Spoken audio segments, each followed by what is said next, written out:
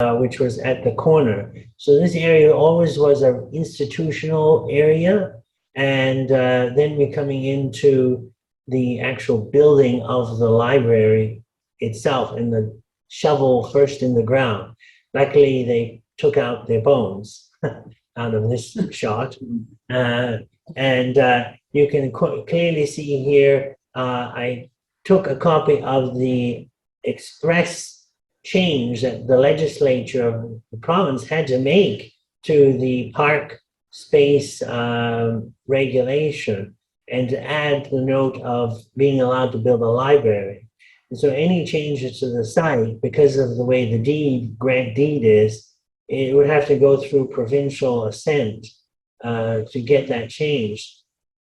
Now, we're going into the design of the Memorial Library, and you can see this rendering where they kept the trees. There wasn't going to be any stone wall. That was a later addition. But the newspaper clipping here is great because it categorizes and goes through the whole building itself and talks about Standard Construction Company in 1949 getting the contract to build this. The building is made out of steel. It's really the last institutional grand style building to be built in Halifax. There isn't too many that look like this. And it's all about portion. And Leslie Fairn himself was a fascinating architect. Now, when I went to the provincial archives, there's a binder of all his designs. The one that's been removed is the Memorial Library design. It's not in that binder. It's been removed, the only one. Not to be a conspiracy theorist, but I found that kind of odd. Sorry, what's the architect's name? Leslie Fairn, Fairn. Yeah. I think he was famous in Melbourne. Oh, he was very famous. He even built buildings in Bermuda, I believe, as well. He was, a very important architect. And so we can see here the construction of the library out of the steel. And, I always find these very on point. They don't want to show any of the digging that went on, because eyewitness accounts say what came out of the ground, bones. But the inside of the library is very interesting as well, because it's very open, but still has this very classic design inside. And still to this day, they were not able to remove the actual plaque inside that designates the building structure itself as a cenotaph. That's on the steps coming in, I think, towards the adult section of the library. And you can see here some modern shots of it, and you can see how there was a cement addition later on, I believe in the late 70s, to the wing of the library. And now we get to the fun part, which was in 2018, Dalhousie University said, ooh, we could use this, and what's going to happen to the library? Hey, let's build and double the size of it. Well, pardon, but it is actually a cemetery, and you shouldn't be building any more building on it. And they denied the whole thing, denied.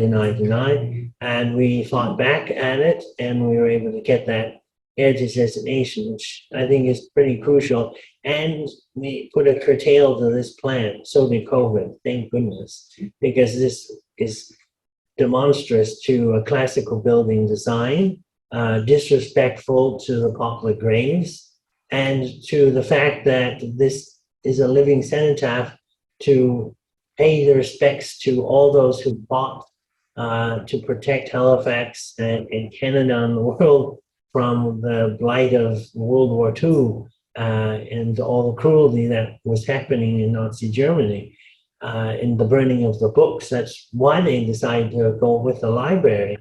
So with this now, the question becomes, we were able to get this registered just by this little quick note.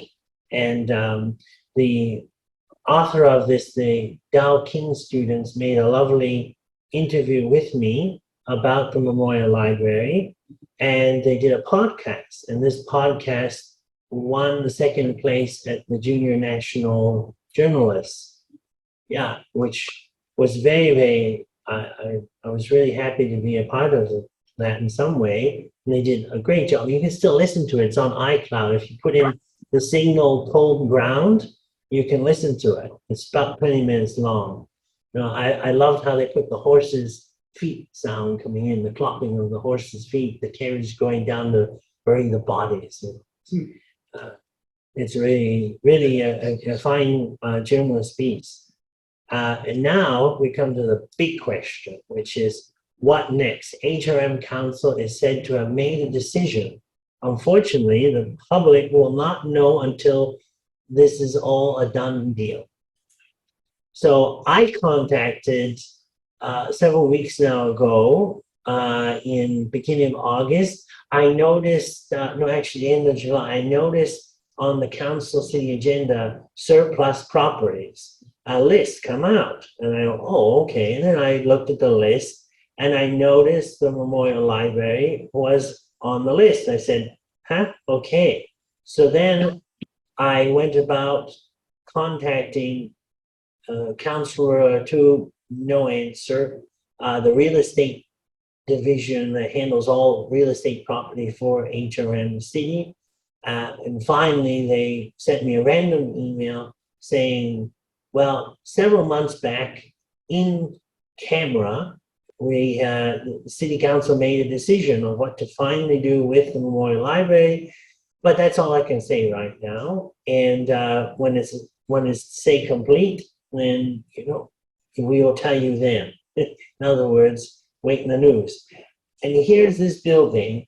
Again, the poor of Halifax, the unwanted, are going to be just totally ignored, disrespected. And to put it in perspective, I met one man who was doing genealogy, and he found that his ancestors were buried at St. David's. And he says, I hate the city because they approved the removal of my ancestors from there. Now there's an apartment building on top of it. So he was, you know, I think that's the sentiment. And in the archaeological report that the city generated, that the public isn't really aware of, you know, we have indigenous graves there, we have African Nova Scotian graves, Hessian soldiers, you name it. It's everyone was buried there. It's a different time, different world. It was rough. If you were destitute, well, that's where you ended up. And there wasn't really hospitals either in Halifax so much of its history. And you ended up in the poorhouse hospital or the jail that was attached to the poorhouse, which was called the Bridewell.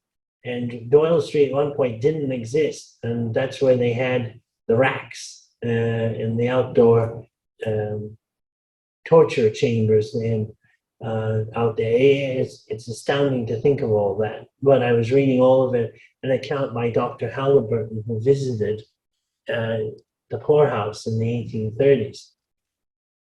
So this is why we were having this, to make people aware that City Council is moving forward with this in a non-transparent way on the most public building in this entire city.